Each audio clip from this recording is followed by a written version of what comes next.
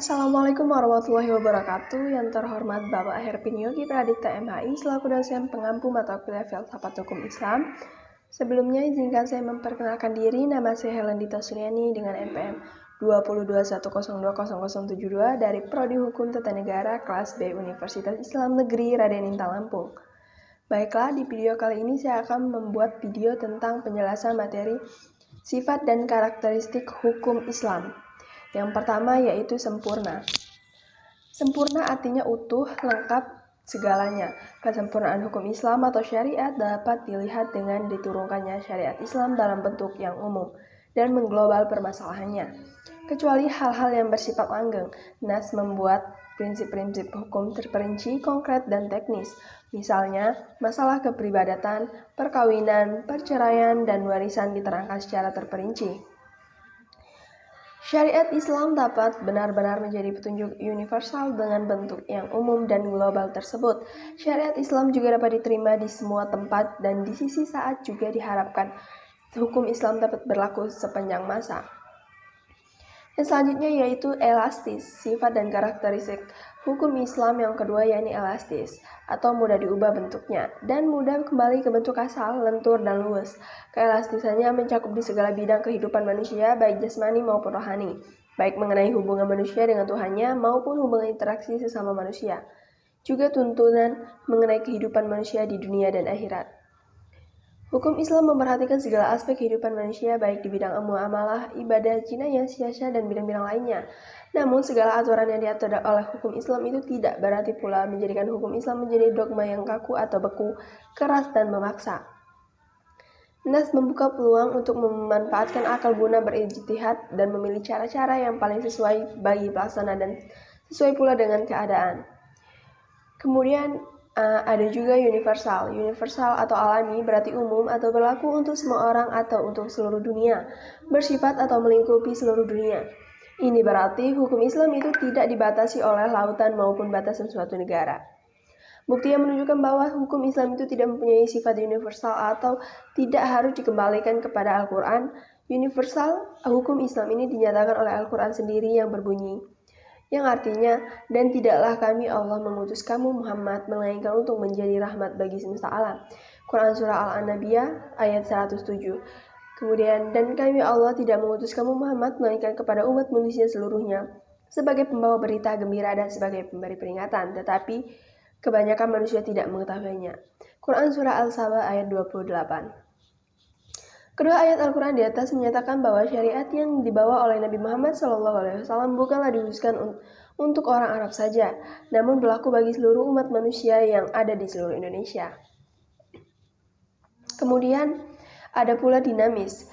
Dinamis dalam KBBI dijelaskan makna dari kata dinamis adalah penuh semangat dan tenaga sehingga cepat bergerak dan mudah menyesuaikan diri dalam keadaan dan sebagainya.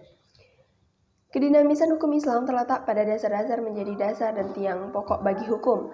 Dasar-dasar dan pokok-pokok itulah yang menjadi sumber kekuatan, kelemahan, kemudahan, dan kesukaran dalam menetapkan hukum Islam.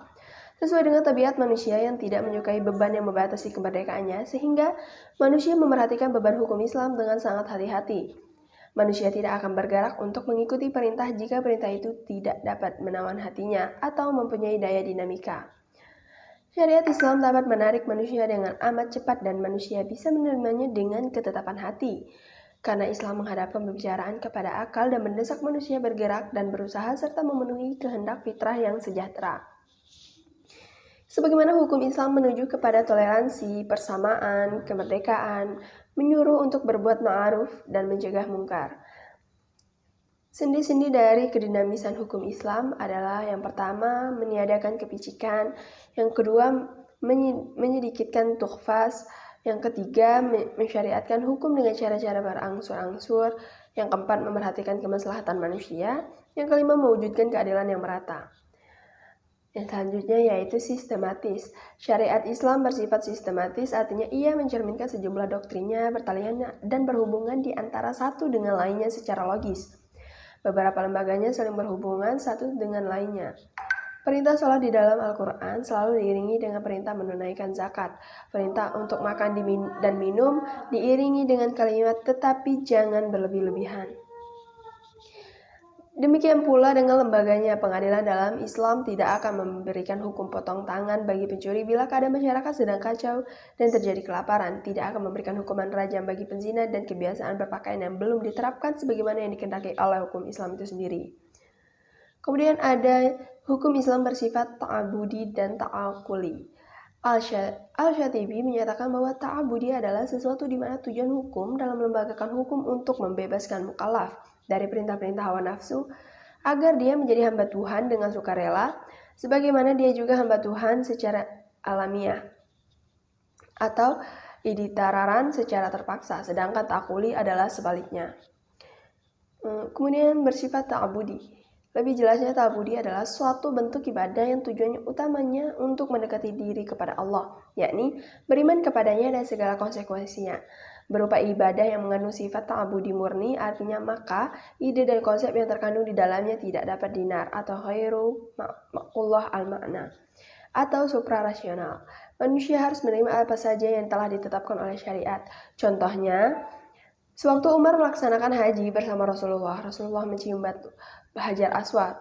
Melihat hal itu berucaplah Umar radhiyallahu anhu, "Kamu hanyalah sebuah batu. Jika aku tidak melihat Rasul menciummu, niscaya tidak akan aku lakukan hal ini." Kemudian bersifat ta'akuli. Kedua, yakni ta'akuli berbentuk dalam bidang muamalah. Ta'akuli ini bersifat duniawi yang maknanya dapat dipahami oleh nalar atau rasional, maka manusia dapat melakukannya dengan bantuan nalar dan pemikiran manusia. Kemudian ilat dari muamalah yang bersifat ta'akuli dapat dirasionalkan dengan melihat ada maslahat atau mudarat terkandung di dalamnya. Sesuatu dilarang karena ada kemudaratan di dalamnya dan diperintahkan karena ada kemaslahatan di dalamnya. Sekian dan terima kasih yang dapat saya sampaikan. Bila ada terdapat kesalahan kata saya mohon maaf. Saya akhiri. Wassalamualaikum warahmatullahi wabarakatuh.